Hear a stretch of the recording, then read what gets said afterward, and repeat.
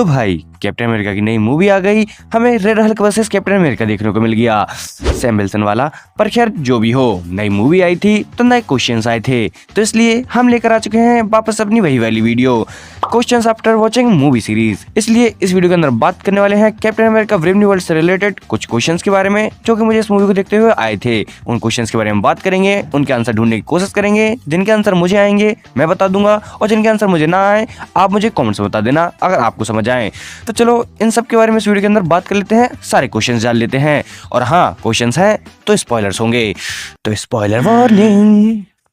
तो सबसे पहला क्वेश्चन आता है, इस मूवी के अंदर में दिखाया गया है कि जो लीडर है वह रेड हल्क को रेड हल्क ऐसे बनाता है कि वो हमारे जो थंडरबोल्ट रोस यानी कि प्रेसिडेंट साहब हैं वह उन्हें कुछ गोलियां खिलाता है, जिससे कि वह कुछ समय तक उन्हें खिलाता है, जिससे कि वो रेड हल्क बन जाते हैं। तो आखिर अब इस जगह सवाल ये आता है कि आखिर लीडर ने थंडरबोल्ट रोस को गोलियां खिलाकर रेड हल्क कैसे बना दिया? क्योंकि जब उसने थंडरबोल्ट रोस को गोलियां खिलाई होंगी तो उनके अंदर गामा होगा, उनके अंदर अगर गामा होगा तो भाई ये बंदा जिंदा कैसे है और रेड हल्क कैसे बन गया? क्योंकि गामा से तो इसे मर ही आना चाहिए था ना, गामा रेडिएशन तो काफी ज्यादा खराब होता है किसी भी इंसान के लिए। तो आखिर ये कैसे बच गया? और अब तो वैसे सुनकर बोलोगे कि भाई ब्रूस बैनर भी तो हल्क बन गया, उसके बारे में तो कोई कुछ नहीं बोल रहा, सी हल्क भी तो सी हल्क बन गई, उसके बारे में कोई कुछ नहीं बोल रहा, उन सबको भी तो गामा मिल गया, वो सब कैसे जिंदा हैं? तो दरअसल में उनकी बात अलग है, क्योंकि दरअसल में जो ब्रूस बैनर है उसे गामा के साथ सुपर सोल्जर सीरम भी मिला था, जिसके कारण वह उस चीज को झेल पाया और आखिरकार वो हल्क बना। और वैसे ही सेम केस अबोमिनेशन के साथ भी था। और वहीं बात करें सी हल्क की, तो भाई उसे तो कोई गामा वगैरह दिया ही नहीं गया, वो दरअसल में ब्रूस बैनर की ब्लड से सी हल्क बनी है। और वैसे हम उसके बारे में बात ही क्यों कर रहे हैं, बंद करो। खैर, जब मैं इस क्वेश्चन के बारे में जांच पड़ताल कर रहा था तो मुझे इसके कुछ आंसर्स मिले, चलो उनके बारे में बात कर लेते हैं।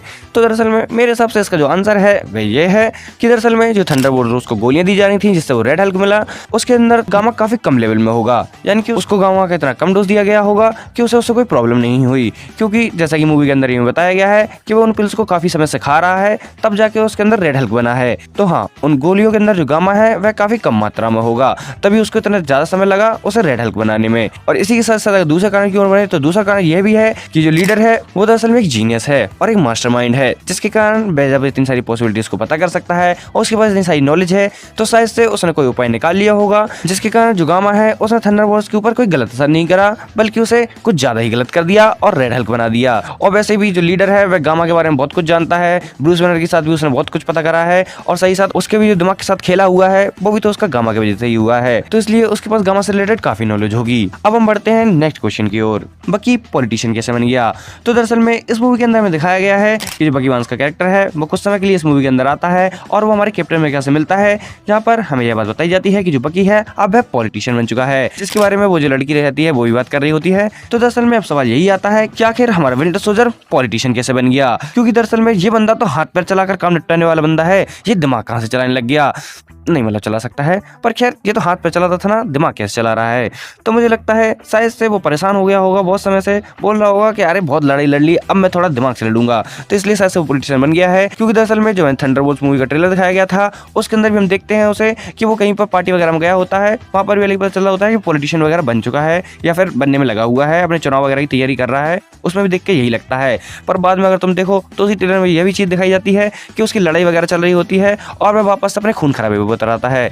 तो मुझे नहीं लगता ये ज़्यादा समय तक रहेगा, और अगर रहेगा तो कैसे रहेगा इस चीज़ का आइडिया मुझे तो नहीं है कि आखिर ये बंदा पॉलिटिशियन कैसे बन गया।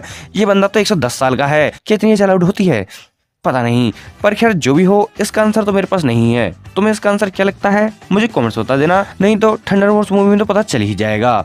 देखते हैं क्या होता है। फिलहाल के लिए अगले क्वेश्चन बढ़ते हैं, इसका आंसर तो घंटा नहीं आया मुझे। तो अब जो अगला क्वेश्चन है ये क्वेश्चन सबसे ज्यादा पूछे जाने वाला क्वेश्चन है, मतलब हर बंदा इसी के बारे में बात कर रहा है। वो बात अलग है कि ये क्वेश्चन ज्यादा सेंस नहीं बनाता, पर फिर भी क्वेश्चन है तो चलो बात करते हैं।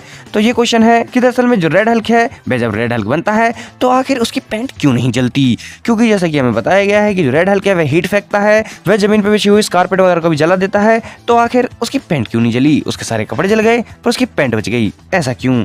तो दरअसल में वैसे तो ये क्वेश्चन बनता ही नहीं है, क्योंकि हमें पता है कि ऐसा क्यों है, पर फिर भी अगर इसका आंसर देखने जाओ तो इसका आंसर कौन ही बताएगा, मुझे तो घंटा नहीं पता। पर मेरे हिसाब से इसका आंसर यही हो सकता है कि बस मूवी वालों को अपने सेंसर से बचानी होगी, तो इसलिए उन्होंने इसको पेंट बना दी और इसकी पेंट को नहीं जलाया, वरना जला डालते और वैसे भी शायद से उन्हें एडिटिंग में ज़्यादा प्रॉब्लम हो जाती, उन्हें VFX वगैरह में पूरा का पूरा घंटा लगाना पड़ जाता, इसलिए उन्होंने सोचा कि चलो इसे छुपा ही दो। तो हाँ, मुझे तो यही लगता है कि उन्हें अपने VFX वगैरह का खर्चा बचाना होगा या फिर उसे नंगा नहीं दिखाना होगा। बाकी तुम्हें क्या लगता है मुझे कॉमेंट्स बता देना। बेस्ट तुम लोग रेड हल्क को नंगा क्यों देखना चाह रहे थे?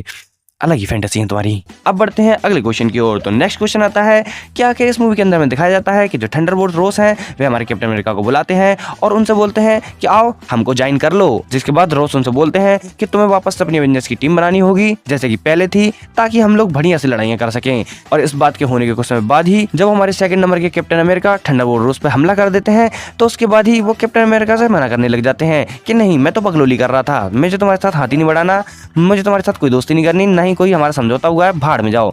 तो आखिर ऐसा क्यों था? आखिर ये बंदे ने पहले डील करी क्यों थी जब इसको बाद में डील तोड़नी थी? क्योंकि इसके ऊपर जो हमला हुआ था इसने उस वजह से तो डील नहीं तोड़ी थी, क्योंकि ये हमारे सैम विल्सन कैप्टन अमेरिका से खुद ही बोलता है कि तुम भी बच्चे हो, ये पॉलिटिक्स है बेटा। तो इसलिए ये बात तो इस जगह साफ साफ पता चलती है कि थंडरबोल्ट रोस के ऊपर जो हमला हुआ था उन्होंने उसकी वजह से इस चीज को तो मना नहीं करा था, बल्कि उनके दिमाग में कुछ और ही बकलोली चल रही थी, या फिर मैं ही कुछ ज्यादा सोच रहा हूँ। खैर, अब बढ़ते हैं अगले और आखिरी क्वेश्चन की ओर, जो कि है कि आखिर इस मूवी के अंदर हमें अमेरिका वर्सेस जापान देखने को क्यों मिला, जबकि जो डेमुथ है यानी कि सेलेस्टियल आइलैंड वो इंडियन ओशन में है। और अगर वो इंडियन ओशन में है और उसके पास 4-5 कंट्रीज आती हैं जिनमें इंडिया भी आती है, तो इस जगह हमें अमेरिका वर्सेस इंडिया भी दिखा सकते थे। ऐसा क्यों दिखाया गया, इस बारे में भी इंटरनेट पर काफी बातचीत हो रही है। तो दरअसल में इस क्वेश्चन का आंसर काफी क्लियरली तो नहीं पता, पर इस मूवी को देखने के बाद और जितना मुझे लगता है उसके अकॉर्डिंग जो मुझे आंसर लगता है वो बता देता हूँ। तो मेरे अकॉर्डिंग ऐसा इसलिए था क्योंकि दरअसल में अमेरिका और जापान की पुरानी हिस्ट्री रही है, उनकी पहले से ही काफी लड़ाई चल रही है मूवीज में भी और रियल लाइफ में भी, जिसके कारण इस चीज को देखना काफी ज्यादा इंटरेस्टिंग रहता है कि आखिर इन दोनों के बीच क्या होने वाला है। और इन दोनों की लड़ाई लोग काफी आसानी से मान लेते हैं, इसलिए इसके अंदर इन दोनों की लड़ाई दिखाई गई। और सिर्फ यही कारण नहीं है, और इसके और कारण भी देखें तो दरअसल में जो मेन लड़ाई इस जगह दिखाई गई थी वह इसलिए थी कि जो जापान है सेलेस्टियल आइलैंड से भागकर एडमेंटियम निकालने जा रहा है, वहीं जो अमेरिका है वह चाह रहा है कि वह सब में बांटा जाए। और जापान को इस जगह लग रहा है कि जो थंडरबोल्ट रोस है वह उसे अकेले हथियाना आना चाहता है, उसने बहुत सारी प्लान गई थी, वही एडमेंटियम वगैरह को चुरा रहा था। तो इस जगह जो जापान है वह सेलेस्टियल आइलैंड से काफी ज्यादा आसानी से एडमेंटियम को निकाल सकता है, क्योंकि दरअसल में उसके पास काफी टेक्नोलॉजी है, जिसके कारण वह अमेरिका से काफी अच्छी लड़ाई भी ले सकता है, सही साथ बहुत सारे से काफी आसानी से एडमेंटियम निकाल सकता है। ये सारे एडवांटेज उसके पास हैं, इसलिए शायद से उन्होंने अमेरिका से जापान दिखा दिया।